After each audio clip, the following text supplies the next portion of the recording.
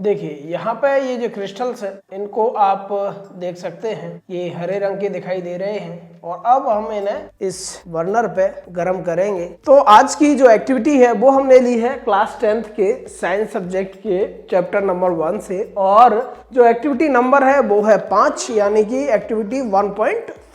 यहाँ पर हम फेरस सल्फेट को गर्म करेंगे और उसका अवलोकन करेंगे। तो इस क्रियाकलाप को करने के लिए हमें कुछ साधारण सी चीजें चाहिए, जिनमें से ये है फेरस सल्फेट और ये है फेरस सल्फेट के क्रिस्टल्स जो हमें हरे रंग के दिखाई दे रहे हैं। ये एक टेस्ट ट्यूब है जो कि टेस्ट ट्यूब होल्डर में लगी हुई है और ये है एक बर्नर, ये नीला लिटमस पत्र है और ये है सादा पानी यानी कि जल। चलिए सबसे पहले हमारा जो बर्नर है उसे जला लेते हैं। बर्नर हमारा जलने लगा है और ये जो टेस्ट ट्यूब है इसमें कुछ क्रिस्टल्स फेरस सल्फेट के मैं डाल लेता हूँ। देखिए यहाँ पे ये जो क्रिस्टल्स है इनको आप देख सकते हैं, ये हरे रंग के दिखाई दे रहे हैं और अब हम इन्हें इस बर्नर पे गर्म करेंगे। देखिए जैसे ही मैं इनको गर्म करना शुरू कर रहा हूँ इनमें से जल वाष्प निकलते हुए मुझे स्पष्ट दिखाई दे रही है। यहाँ पे ये देखिए ये जल वाष्प इकट्ठा हो गई है और जो क्रिस्टल है उनका रंग भी आप देख सकते हैं, हरे से सफेद सा हो गया है। देखिए अब इसमें से धुआं सा आप निकलते हुए देख पा रहे हैं।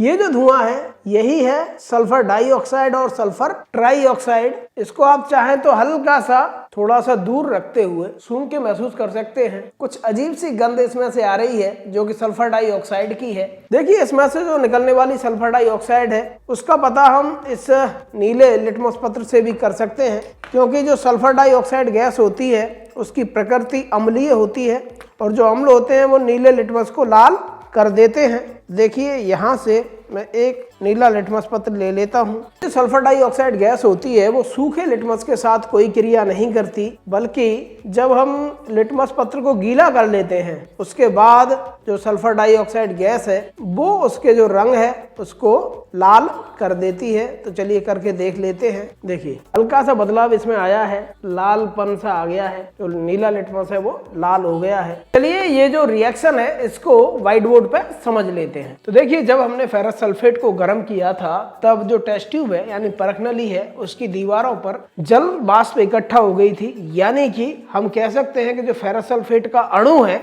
उसके साथ में कुछ मात्रा में जल के अणु भी जुड़े रहते हैं, जैसा कि आप यहाँ पर देख सकते हैं। यह है फेरस सल्फेट का एक मॉलिक्यूल यानी एक अणु और इसके साथ 7 मॉलिक्यूल जल के जुड़े रहते हैं, तब इसका रंग होता है हरा। और जैसे ही हमने इसको गर्म किया तो जो जल के मॉलिक्यूल हैं वो अलग हो गए, यानी कि जल वाष्प के रूप में बाहर निकल गए और केवल बच गया फेरस सल्फेट। तब उसका जो रंग है वो बदल के श्वेत रंग का हो गया।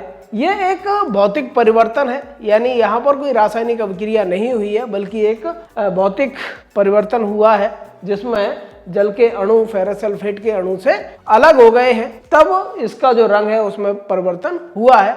जब फेरस सल्फेट के अणु को और गर्म किया जाता है तब वह फेरिक ऑक्साइड, सल्फर डाइऑक्साइड और सल्फर ट्राइऑक्साइड के रूप में बदल जाता है। यानी कि हम कह सकते हैं कि जो फेरस सल्फेट है वो विघटित हो जाता है फेरिक ऑक्साइड में, सल्फर डाइऑक्साइड और सल्फर ट्राइऑक्साइड में। जहां पर फेरस सल्फेट सॉलिड फॉर्म में है, वहीं पर जो फेरिक ऑक्साइड है वो भी ठोस अवस्था में है। उसके अलावा जो सल्फर डाइऑक्साइड और सल्फर ट्राइऑक्साइड है ये तीनों ही गैसीय अवस्था में है। अगर आप यहाँ पर ध्यान दें तो ये जो रासायनिक अभिक्रिया है, केमिकल रिएक्शन है, यहाँ पर एक रिएक्टेंट काम में आ रहा है, यानी कि एक अभिकारक काम में आ रहा है जो कि 2 या 2 से अधिक यानी 1, 2, 3 उत्पादों में टूट रहा है। तब हम ऐसी रासायनिक अभिक्रियाओं को वियोजन अभिक्रिया या अपघटन अभिक्रिया कहते हैं। इसको परिभाषा के रूप में ऐसे भी लिख सकते हैं कि जब एकल अभिकारक 2 या 2 से अधिक उत्पादों में टूट जाता है तो ऐसी रासायनिक अभिक्रियाओं को